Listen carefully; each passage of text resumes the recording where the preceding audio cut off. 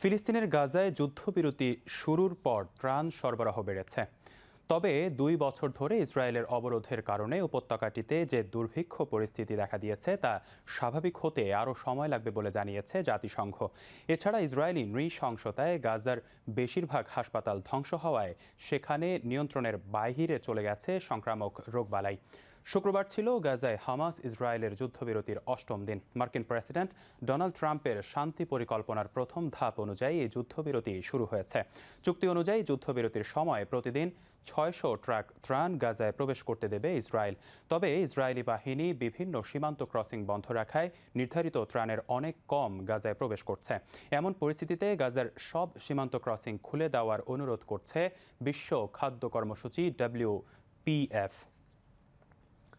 ২০২৩ সালের ৭ অক্টোবর থেকে টানা ২ বছর গাজায় নৃশংসতা চালায় ইসরায়েল। অবরোধের জেরে এ সময় উপত্যকাটিতে দেখা দেয় খাবার, পানি, চিকিৎসা সরঞ্জাম সহ জরুরি পণ্যের তীব্র সংকট। অনাহারে মৃত্যু হয় ৪৬০ জনের বেশি ফিলিস্তিনির।